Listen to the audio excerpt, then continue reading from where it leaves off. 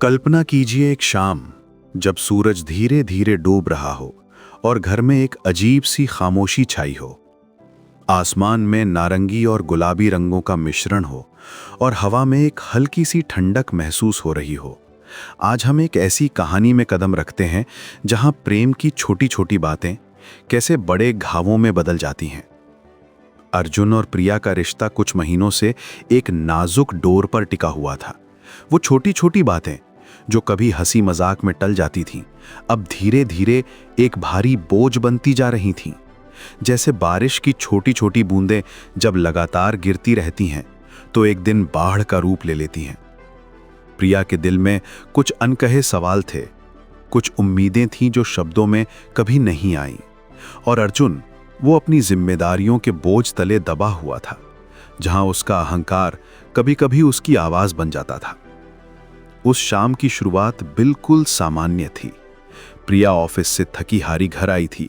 उसके कंधे झुके हुए थे और चेहरे पर वो थकान साफ दिख रही थी, जो सिर्फ काम की ही नहीं बल्कि मन की भी थी।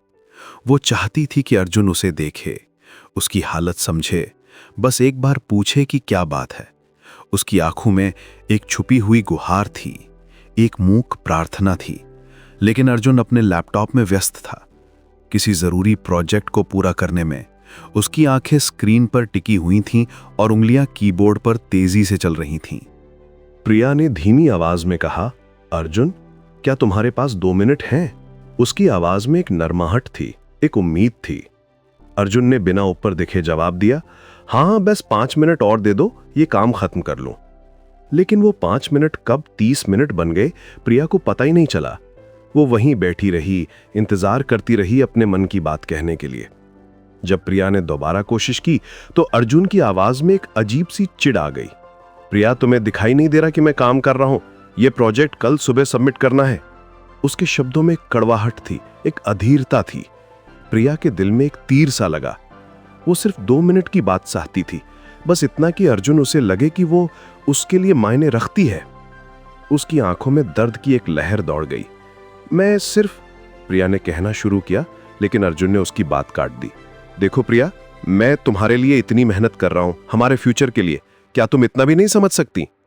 उसकी आवाज में वो अहंकार था जो तब आता है जब हम अपनी गलती को सही ठहराने की कोशिश करते हैं। उसके चेहरे पर एक कठोरता आ गई थी जो प्रिया के लिए बिल्कुल अजनबी थी। प्रिया की आंखों में आंसू आ गए। वो चाहती थी कि चिल्लाए, कहे कि वो भी तो काम करती है, वो भी तो थकती है, वो भी तो रोज ऑफिस जाती है, मीटिंग्स अटेंड करती है। लेकिन उसने सिर्फ इतना कहा, ठीक है, तुम काम करो। उसकी आवाज में एक टूटन थी, एक हार का एहसास था, और वो रसोई में चली गई अपने आंसुओं को छुपाने के लिए। अर्जुन को लगा कि बात खत्म हो गई, लेकिन हवा में एक भारीपन था। वो भारीपन जो तब आता है जब 2 दिल एक दूसरे से दूर होने लगते हैं। प्रिया रसोई में खाना बना रही थी, लेकिन उसका मन कहीं और था। चाकू की आवाज, तेल की छन छन, सब कुछ मैकेनिकल लग रहा था।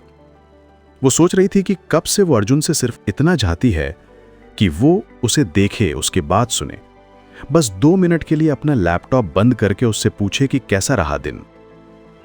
रात का खाना खामोशी में बीता। दोनों अपनी अपनी प्लेट में व्यस्त थे, लेकिन दिमाग में तूफान चल रहा था।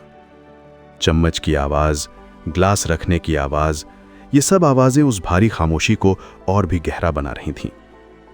अर्जुन को लग रहा था कि प्रिया उसकी मेहनत को नहीं समझती। उसे लगता था कि वो सब कुछ उसके लिए ही तो कर रहा है, लेकिन कहीं दिल में एक आवाज थी जो कह रही थी कि शायद वो गलत है। प्रिया के मन में भी एक अजीब सा दर्द था।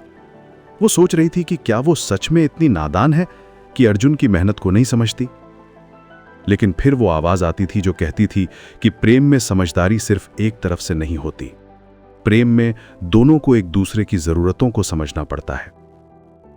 रात बीतते बीतते दोनों के बीच की दूरी बढ़ती गई, वो दूरी जो शब्दों में नहीं बल्कि महसूस की जाती है।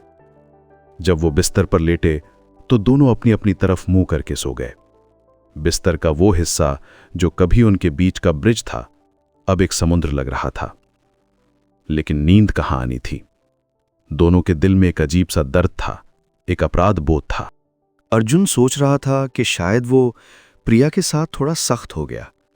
उसे याद आ रहा था प्रिया के चेहरे का एक्सप्रेशन जब उसने उसकी बात काटी थी। प्रिया सोच रही थी कि शायद वो सच में अर्जुन की परेशानी नहीं समझती, लेकिन दोनों में से कोई भी पहल करने की हिम्मत जुटा नहीं पा रहा था। अहंकार एक अजीब चीज है।